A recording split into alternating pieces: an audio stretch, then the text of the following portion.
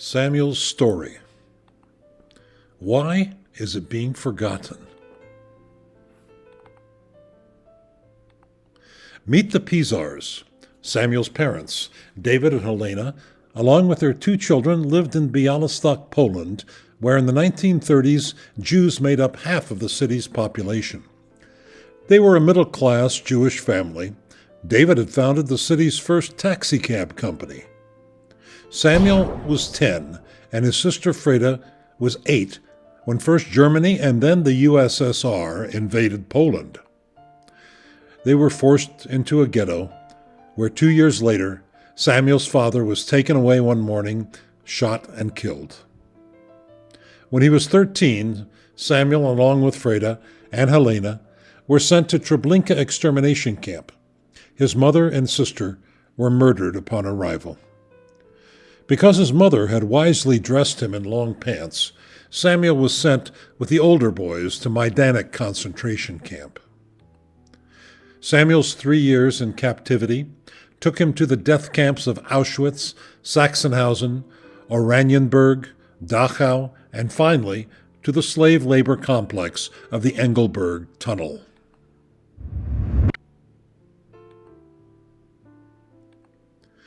After escaping, Samuel and two friends hid in a barn.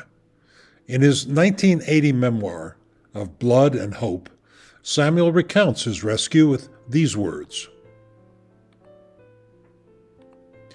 The tank resumed its advance, lumbering cautiously towards me. I looked for the hateful swastika, but there wasn't one. Instead, I made out an unfamiliar emblem. It was the 5-pointed white star. I was in front of the tank, waving my arms. The hatch opened.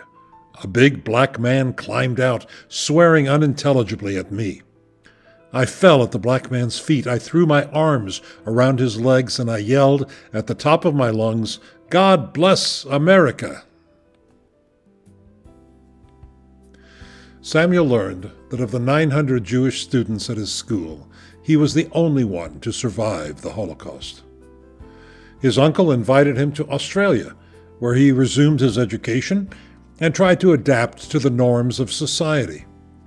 With a caring family and the protections of democracy and order, Samuel discovered that not only could he survive, but also that he was a gifted student. Samuel earned a PhD at the Sorbonne and another in law at Harvard, where he met other gifted refugee boys, among them Henry Kissinger and Zbigniew Brzezinski. After a time in government, Pizar began his work as an international lawyer in Paris and then on to New York. His first book, Coexistence and Commerce, was hailed as brilliant. Having lived under Soviet rule and been less than impressed, Samuel saw commerce as the key to coexistence between the superpowers. He also despaired over the burgeoning arms race, calling it madness. He lived a life of achievement and honor in law, in government, and in the arts. Samuel Pizar became a world-class lawyer with clients like Coca-Cola, the Republic of China, not to mention Elizabeth Taylor. He was an advisor to several presidents and was the creator of the text for Leonard Bernstein's symphony called Kaddish.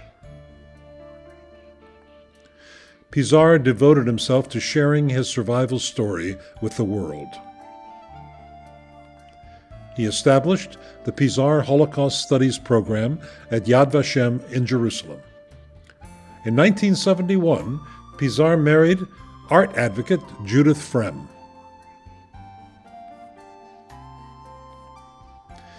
Meet Tony. Upon marrying Judith, Samuel adopted her son Tony from a previous marriage.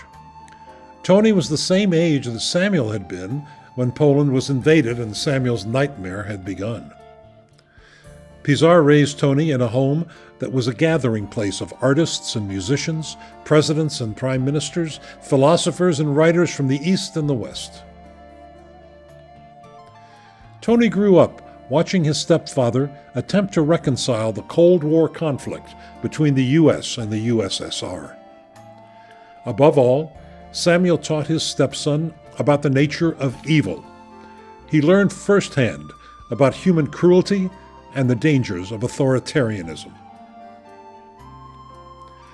Tony was taught what it was to be enslaved, to yearn for freedom, to never take freedom for granted, and to cherish its blessings. In 2013, Tony heard his stepfather utter the following message when he spoke at Auschwitz. "I came here to see for myself the evil that humans can do to humans, and say that those who deny the genocide of Auschwitz are committing genocide themselves." Samuel Pizar died in 2015, believing that the State of Israel is the best protection against the recurrence of the Holocaust. The story continues.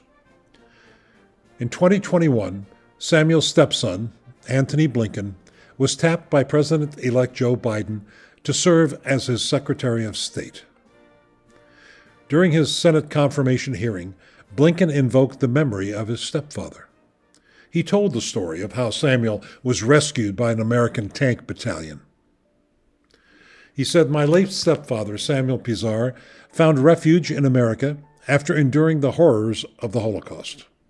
Upon seeing the GI, he fell to his knees and he said the only 3 words that he knew in the English language that his mother had taught him before the war: God bless America. The soldier lifted him into the tank, into freedom, and into America. That's who we are. That's what we represent to the world, however imperfectly, and what we can still be when we are at our best. If I have the honor of serving as Secretary of State, that is the vision that I will pursue." Let's turn for a moment to what's called the Palestinian problem.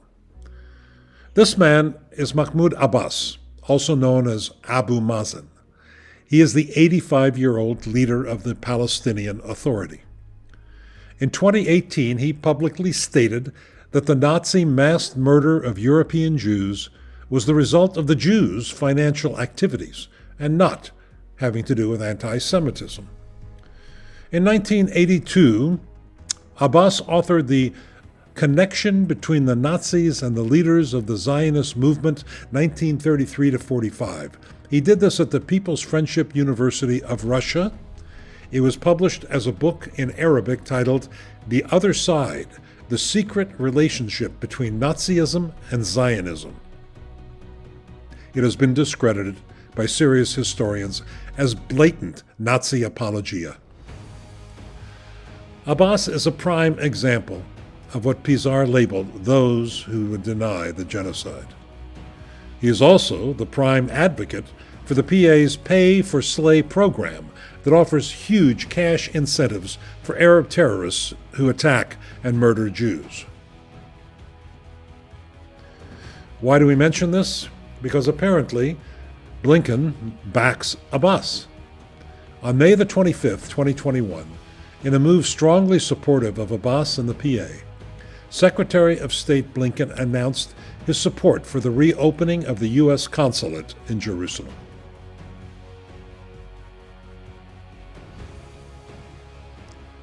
The consulate was merged into the U.S. Embassy when the embassy was moved to Jerusalem in 2018 by the Trump administration. Well, what does this move forward with reopening actually mean? It means strong U.S. support for Abbas. According to the protocols of diplomacy, embassies are placed only into capital cities, and consulates are placed into non-capital cities. By placing a U.S. consulate in Jerusalem, the U.S. is announcing to the world that it no longer recognizes Jerusalem as Israel's capital city. Such a move strongly endorses the standing of Holocaust denier Abbas and is devastating to our nation's closest ally, the State of Israel. So, here's the big question.